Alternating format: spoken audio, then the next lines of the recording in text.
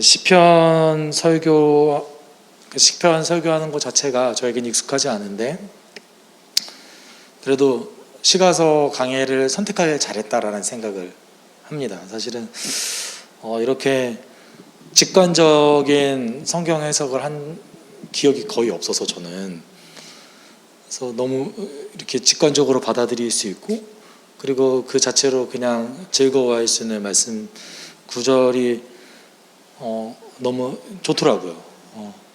왜 시편 또 시가서가 성경의 정중앙에 위치해 있는지를 조금 이제 알 것 같은 생각이 듭니다. 많은 성경 해석자들이 오늘 이 5편을 4편에 있었던 그 억울한 일을 당한 사람, 그 정직한, 억울하지만 정직한 사람이잖아요. 그 정직한 자의 노래라고 이제 해석하는 사람들이 많이 있습니다. 더 특별히는 오늘 3절에 이제 아침이라는 단어가 등장하는데, 그 아침이라는 단어를 근거로 해서 억울하게 고발당한 사람의 노래로 이제 해석하는 경우가 있어요. 이유는 고대 이스라엘에서는 성전에서 아침에 재판 결과를 이제 판결을 해요. 아침에 판결하는 거죠. 그렇기 때문에 이제 그런 얘기를 합니다. 저는 동의하진 않긴 한데 이유는 그럴 만한 근거 구조를 찾기가 어려워요. 오늘 이제 본문 속에서 과연 정말 오늘 시편 기자가 억울한 일을 당했는가? 그런 정황이 없잖아요. 그런데 이제 과거에 성경 해석을 했던 학자들은 그렇게 하는 성경 해석을 주로 많이 했어요. 어떤 본문이든지 이제 본문 뒤에 있는 정황을 살피기를 원했던 거예요. 배경을 살피기를 원했던 거예요. 문제는 시가서는 그 배경이 잘 안 나와요. 오늘 이제 표제어가 이거죠. 지휘자를 따라 관악기에 맞춰 부르는 다윗의 노래. 지난주는 현악기였잖아요. 오늘 이제 부는 악기, 관악기예요. 그런데 다윗의 노래라고 얘기했지만 이게 정말 다윗의 노래인지, 그리고 정말 다윗의 노래라면 언제 썼는지 누구도 이제 확실히 얘기할 수 없는 거예요. 그렇기 때문에 시편은 물론 이제 정확하게 기록해 놓은 게 있어요. 예를 들어서 시편 22편 같은 경우는 사무엘서에 등장하죠. 사무엘서에 등장하는 시편입니다. 동일해요. 그렇기 때문에 이 정황이구나, 이때 노래를 불렀구나. 예를 들어서 뭐 시편 34편, 56편, 이거는 아기스 왕에게 끌려가서 미친 척했던 다윗의 노래거든요. 정황이 정확하게 드러나기 때문에 다윗이 이때 이런 기분이었겠구나 알 수 있는데, 대다수의 시편은 그걸 알 수가 없습니다. 그럼 어떻게 해야 될까요? 받아들이시면 돼요. 그 문자 그대로를 받아들이시고요. 그리고 이제 성경 전체에 비춰서 그것을 조금 해석하는 법을 이제 배워 가시면 됩니다. 예를 들어서 성경에서, 그러니까 시편에서 조금 센 단어를 얘기할 때가 있잖아요. 굉장히 뭐 원수를 멸해 주십시오. 뭐 그런 식으로 특별히 다윗이 그런 노래를 많이 하는데, 우리가 생각할 때 우리 하나님 그런 하나님이 아닌 것 같은데, 내가 아는 하나님의 성품과 다른 표현들이 등장할 때가 있단 말이죠. 그러면은 성경 전체의 맥락 속에서 이거를 바라보면서 이제 그 시편 기자의 시점이 어떻게 변해가는지를 살펴보면서 보시면 돼요. 그게 좀 도움이 될 것 같습니다. 그래서 시편 5편은 제가 볼 때는 시편 1편이랑 조금 비슷해요. 시편 1편은 복 있는 사람과 악인을 이제 구별해서 복 있는 사람의 특징과 악인의 특징을 얘기하거든요. 오늘 본문도 이제 복 있는 사람의 특징과 악인의 특징을 기록하고 있습니다. 그렇기 때문에 제가 볼 때는 시편 1편과 조금 더 비슷한 맥락을 가지고 있어요. 그래서 오늘 이제 시편 기자는 1절과 2절을 통하여서 자신의 심경을 이렇게 토로하고 있죠. 주님, 나의 기도에 귀를 기울여 주십시오. 나의 신음소리를 들어주십시오. 나의 탄식 소리를 귀담아 들어주십시오. 죄송합니다. 나의 임금님, 나의 하나님, 내가 주님께 기도드립니다. 라고 얘기하고 있습니다.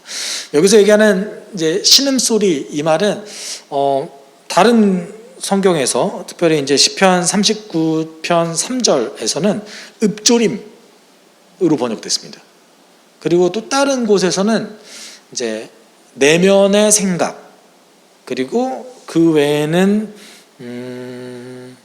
호흡, 내 호흡, 뭐 이런 식으로 번역이 됐거든요. 종합해 보면 자신의 어떤 심정을 드러내는 작은 소리를 뜻해요. 그런데 이제 문맥을 봐서 이제 신음소리로 이제 번역을 한 거죠. 이제 어쨌든 이제 번역자는 이렇게 표현을 하는데, 여러분 자세히 보시면 1절, 2절을 잘 보세요. 그 심정이 점점 더 고조되는 것을 우리는 볼 수 있어요. 처음에 기도하죠. 그 다음에 신음소리를 냅니다. 그 다음에 어떻게 하죠? 탄식해요. 탄식한다는 게 우리로 이렇게 이게 아니라 울부짖는다는 얘기예요. 네. 울부짖는다 이거예요. 네. 점점 더 이제 고조되는 감정을 얘기하면서 2절에 결정적으로 나의 임금님, 나의 하나님, 내가 기도를 드립니다 라고 얘기하고 있습니다. 특별히 여기에서 얘기하는 나의 하나님이라는 말은 여호와라는 뜻이에요.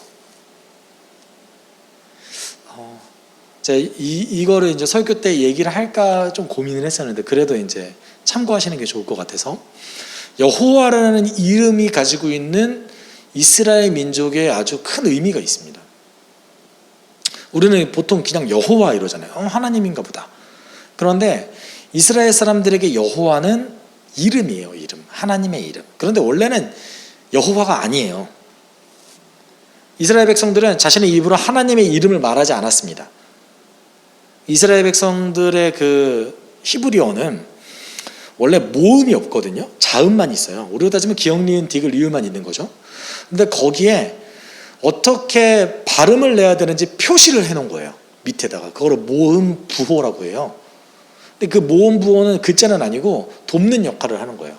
근데 이스라엘 백성들이 하나님의 이름을 말하지 않는다고 했잖아요. 그러면 하나님의 이름 대신, 하나님의 이름이 성경에 등장하잖아요. 그럼 낭독하는 사람들은 반드시 거기서 하나님의 이름을 얘기하지 않고 아도나이 이렇게 얘기했어요. 왜냐하면 하나님의 이름을 어찌 망령되게 부를 수 있냐 이거예요. 그러니까 십계명을 어긴다라는 거죠.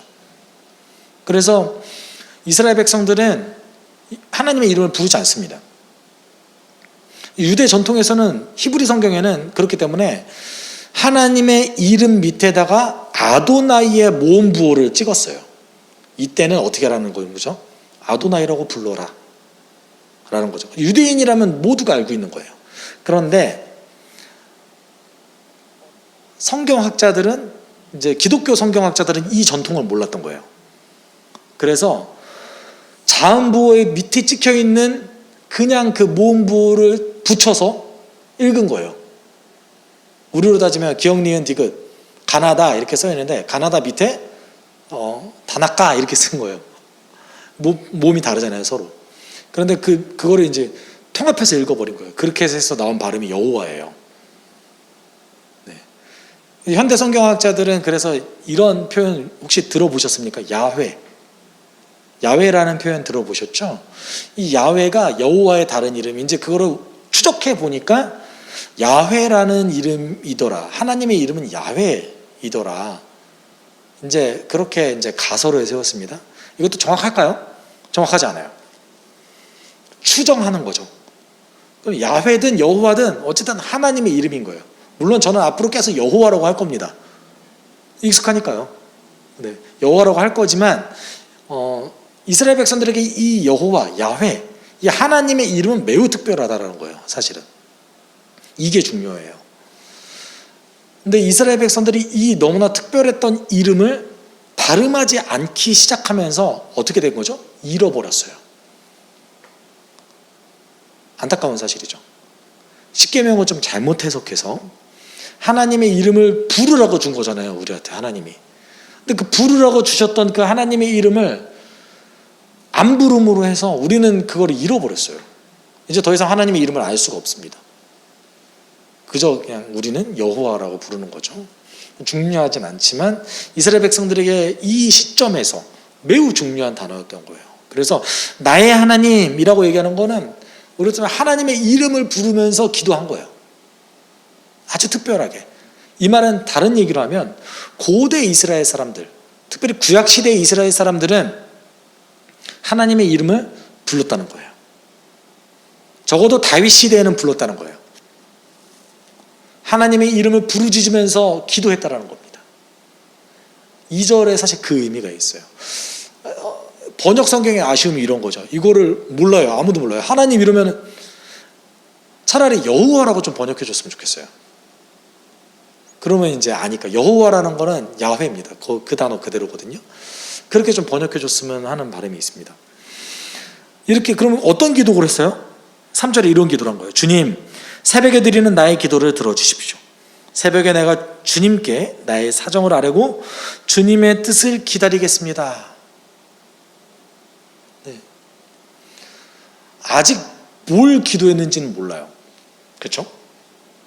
아직 어떤 기도를 했는지 모르는데 기도하겠습니다. 언제요? 새벽에. 제가 서두에 이제 이 새벽이라는 것 때문에 재판에 있었던 결과를 받는 거다, 억울하게 고발당한 거다라고 해석하는 학자들이 있다고 했잖아요. 다른 의미로는 새벽하면은 우리가 시편에서는 소망, 희망을 뜻해요. 그러니까 내가 소망을 부르짖는 이 시점에 하나님께 기도합니다. 나의 소망을 가지고 하나님께 기도합니다. 라는 거죠. 지난주 우리가 본문 속에서 저녁 기도를 했잖아요. 저녁은 어떤 의미를 갖고 있었죠? 좀 우울해요. 억울한 일을 당하거나 나의 우울한 심정을 토로하는 그런 어떤 시간인 거죠. 오전은 아주 소망을 얘기하는 시간인 거예요. 지금 이 시편 저자는 다윗이라고 합시다. 다윗은 1, 2절에서 조금 마음이 좋지는 않았어요.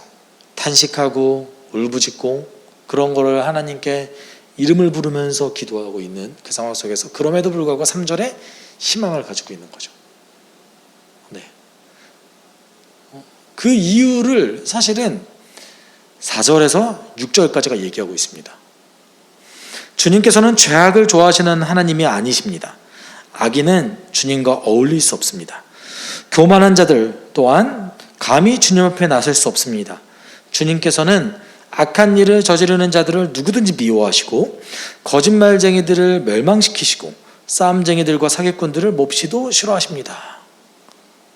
왜 이게 소망이 될까요? 그냥 악인들이 나쁘다라는 것을 하나님께 이제 얘기하는 것 같잖아요.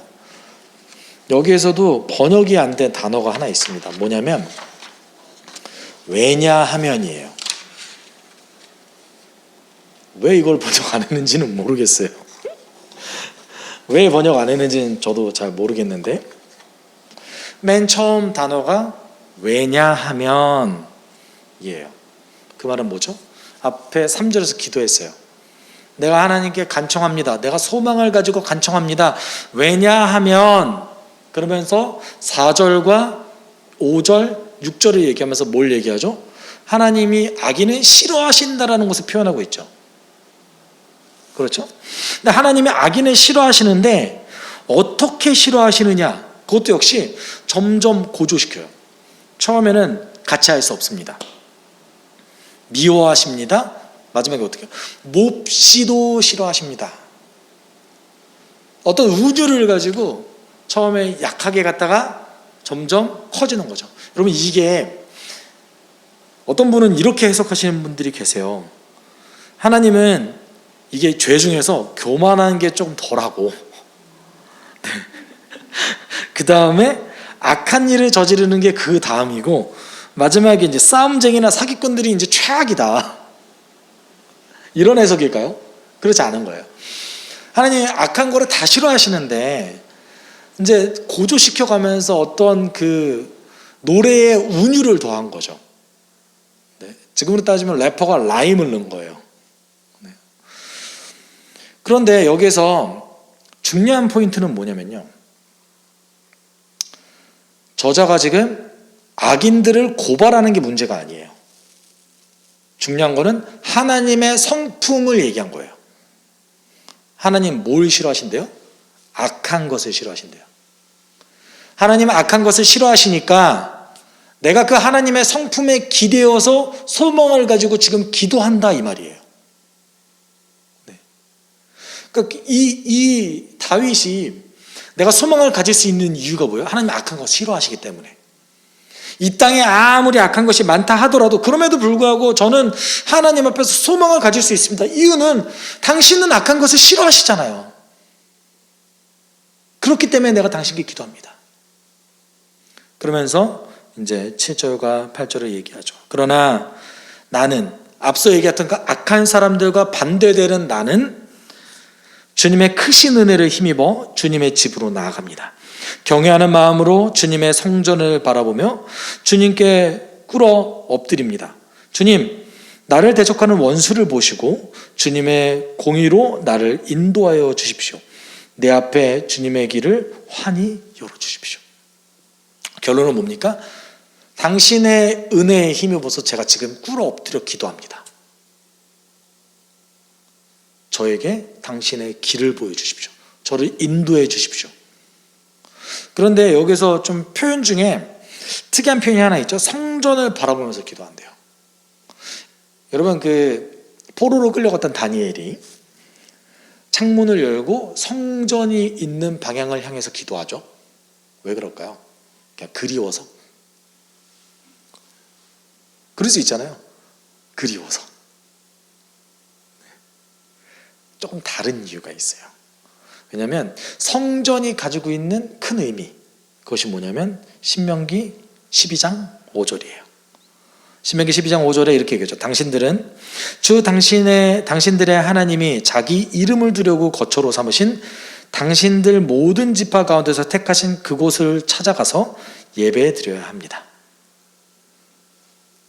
아주 특이한 표현이죠. 어떤 표현을 했어요? 뭘 두려고 세워두셨대요? 하나님의 이름. 이름이 얼마나 특별한 거예요, 그러면? 하나님의 이름을 그곳에 두려고. 이게 사실 이 표현이 이상하잖아요. 그러면 성전에다가 여호와 새기면 되는 겁니까? 성전에다가 이름을 두는 거잖아요. 그러니까 뭔가 조금 삐까뻔쩍한 그 금판에다가 여호와하고 딱 놓으면은 성전에 이제 여호와의 이름이 있는 거잖아요. 그런 의미가 아니에요. 하나님의 이름이 뜻하는 것은요, 하나님의 임재를 뜻해요. 그럼 모세가 그 떨기나무가 불타는 것을 보면서 그때 하나님께서 그 모세에게 처음으로 이름을 알려주세요. 모세가 처음 받은 거예요. 그 전까지는 하나님의 이름을 아무도 몰랐어요. 모세가 이상하잖아요. 떨기나무가 타고 있는, 그 불은 있는데 떨기나무에 떨기나무가 타지는 않아요. 이상하잖아요. 그 아주 신비로운 광경을 보면서 하나님께서 본인의 이름을 말씀해 주세요. 이 말이 뭐예요? 부르라는 거죠. 내 이름을 불러라. 지금 어떤 상황인 겁니까? 하나님의 존재를 눈앞에 두고 있는 이 모세가 하나님의 이름을 받은 거예요. 그렇기 때문에 유대 민족들은 하나님의 이름 하면은 하나님의 존재. 우리 조상 모세가 만났던 그 하나님. 네. 그리고 모세가 이렇게 얘기했지. 주의 이름을 그곳에 두려고 성전을 만드셨다. 이 말은 다른 얘기로 하면 하나님의 존재와 임재가 성전에 있다라는 거예요. 그렇기 때문에 성전 보고 기도하는 거예요. 물론 저희는 이런 맥락을 몰랐을 때 그냥 그리워서 그런 것보다 다니엘도 그냥 그리웠겠지. 그래서 그런 해석 많이 하잖아요. 얼마나 다니엘이 그리웠으면, 그 하나님께 드렸던 그 예배가 너무나 그리웠으면 그렇게 항상 성전을 바라보면서 그렇게 기도합니까? 물론 그런 것도 있겠죠. 그렇지만 중요한 것은 하나님의 존재를 구하는 거였던 거예요. 그곳에 우리의 조상 모세가 받았던 주의 이름이 있는 그곳에 내가 그곳을 보며 기도합니다. 이런 뜻을 갖고 있었던 것이죠. 이때 이 하나님의 그 길을 구하는 것, 사실 이게 하나님의 길을 구한다는 것도 너무 애매하지 않아요? 하나님 저를 인도해 주십시오 라고 얘기하면 하나님이 뭔가 제 앞에서 확연하게 눈이 번쩍 탁 뜨이면서 내일은 A를 선택하고 내일 모레는 B를 선택하고 이렇게 얘기하지 않으시잖아요. 주의 길을 구하는 거는 하나님의 방법을 구한다는 거예요. 주의 방법이 도대체 뭡니까? 네. 그러면서 동시에 다시 이제 악한 인들을 고발하죠. 그들의 입은 믿을 만한 말을 담는 법이 없고 마음에는 악한 생각뿐입니다. 그들의 목구멍은 열린 무덤 같고 혀는 언제나 아첨만 일삼습니다. 하나님 그들을 정죄하셔서 죄꾀에 빠지게 하시고 그들이 저지른 많고 많은 허물을 보시고 그들을 주님 앞에서 쫓아내십시오. 그들은 주님을 거역하는 자들입니다. 이러면서 다시 악한 자들을 고발해요. 이제 진짜 고발하는 거예요. 뭘 고발합니까? 그들의 악한 마음, 사실 입으로부터 비롯되는 그것을 고발하는 거죠. 9절은 이 사람들이 하는 말이 열린 무덤 같습니다. 이렇게 고발하고 10절은 그러니까 하나님 이런 사람들은 심판해 주셔야 됩니다. 라고 간청합니다. 그럼 열린 무덤이 무슨 뜻일까요? 성경에 3번 등장했어요. 열린 무덤이라는 그 표현이. 처음에 등장한 거는 오늘 본문. 네, 오늘 본문이에요. 그리고 두 번째 등장한 거는 예레미야 5장 16절입니다. 그들의 화살은 모두 열린 무덤 같고 그들은 모두 용사들이다. 맥락이 뭐냐면요, 예레미야를 통해서 하나님께서 이스라엘을 심판하실 거다. 이방 민족을 통해서 이스라엘을 심판하실 거다. 그런데 그들은 아주 강하다. 그들의 화살은 열린 무덤 같다. 그러니까 무덤이 열려서 이스라엘 백성들이 자동으로 들어가는 것, 이게 뭔 말이죠? 다 죽는다는 얘기인 거죠. 그들의 화살이 아주 치명적인 무기고 효율적인 무기다. 강대하다라는 것 뜻해요.